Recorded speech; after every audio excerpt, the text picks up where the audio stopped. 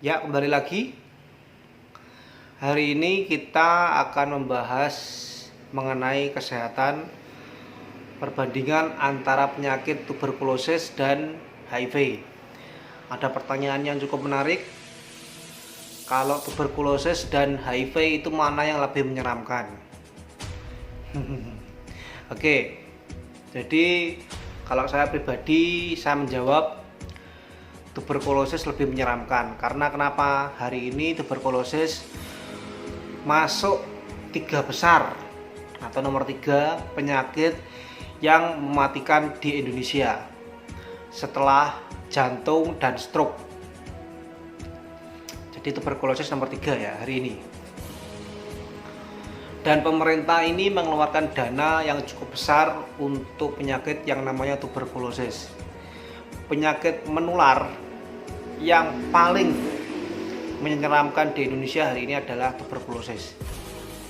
Pemerintah mengeluarkan dana yang besar sekali untuk tuberkulosis, untuk penanganan tuberkulosis.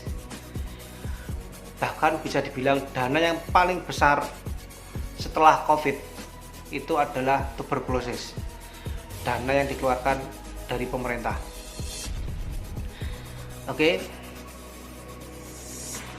Kalau kita lihat perbandingan HIV dan tuberkulosis, misalkan ini ada orang-orang yang terkena tuberkulosis dan ada orang-orang yang terkena HIV. Itu mereka biasanya akan dipisah, ya kan, ada ruangan khusus. Kalau di HIV itu ada klinik VCT, kalau di tuberkulosis itu biasa masuk ke klinik paru. Nah, kalau di HIV ya kita presentasi sekitar 15 menit 20 menit kita menjelaskan apa itu HIV, pengobatannya seperti apa, penularannya seperti apa. Biasanya setelah kita presentasi seperti itu mereka akan mengalami yang namanya gangguan psikologis. Biasanya ada orang-orangnya itu nangis-nangis, terus habis gitu psikosomatis, ketakutan, cemas, gelisah, bahkan sampai ke depresi. Karena kenapa? HIV hari ini masih belum ada obatnya, dan obat yang hari ini ada itu adalah obat untuk menekan supaya virus HIV-nya itu tidak bertambah banyak. Dan kalau minum obat ARV itu virus HIV-nya itu tidak menjadi jahat, jadi baik-baik saja.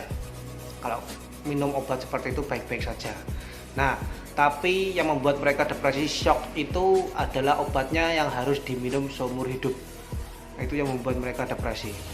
Bahkan stigma sosial yang negatif itu yang membuat jadi nggak nyaman dalam kehidupan mereka ya, untuk orang-orang HIV.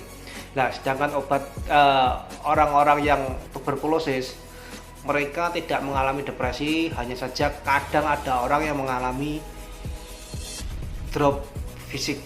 Jadi secara fisik mereka mengalami drop, biasanya orangnya kurus. Tuberkulosis kalau sudah berkepanjangan ya. Dan tuberkulosis ini banyak sekali, rata-rata 80% dari paru, sisanya banyak sekali. Ada yang TB usus, ada yang TB tulang, ada TB ke otak. Dan itu pun diagnosanya berbeda sekali. Kalau diagnosa TB itu kalau dari paru itu menggunakan TCM, diagnosanya itu sudah akurat sekali. Kalau ada TB kelenjar di sini itu biasanya menggunakan diagnosa lain, biasanya memakai biopsi atau dan lain sebagainya. Kalau TB-nya TB otak itu lebih ribet lagi, lebih rumit lagi, diagnosanya lebih heboh, lebih panjang dan lebih rumit, bisa memakai darah dan lain sebagainya. Sedangkan diagnosa untuk HIV itu lebih mudah daripada tuberkulosis. HIV itu diagnosanya Bapak Ibu apabila mengalami kegiatan yang berisiko atau hubungan yang berisiko itu 45 hari setelah hubungan berisiko itu langsung pergi ke puskesmas ataupun rumah sakit umum. Itu alatnya memakai alat rapid test. Hari ini sudah memakai generasi keempat. Generasi keempat itu cukup 45 hari sudah bisa terlihat hasilnya, dan itu akurat sekali sampai 99% diagnosanya. Untuk pengobatannya HIV dan tuberkulosis itu disubsidi oleh pemerintah. Bapak Ibu mungkin hanya mengeluarkan biaya administrasi, atau kadang untuk ke rumah sakit Bapak Ibu membutuhkan biaya bensin, cuman itu aja. Untuk obat-obatannya semuanya disubsidi oleh pemerintah. Bapak Ibu pelajari studi kasus tentang yang namanya HIV dan tuberkulosis, mulai dari penularannya, gejalanya seperti apa. Karena kenapa? Hari ini banyak sekali yang namanya HIV lebih menyeramkan ya daripada 10 tahun yang lalu soal HIV. Kalau tuberkulosis hari ini itu masih menyeramkan. Data yang saya terima per tahun kurang lebih sekitar 700.000 orang sampai 800.000 orang, dan 10%-nya meninggal dunia. Itu tuberkulosis. Banyak sekali yang meninggal dunia karena tuberkulosis. Kalau HIV, segera diobati HIV-nya, biasanya tidak akan terjadi apa-apa. Oke, mungkin dari saya cukup sekian. Semoga informasi ini cukup bermanfaat. Terima kasih.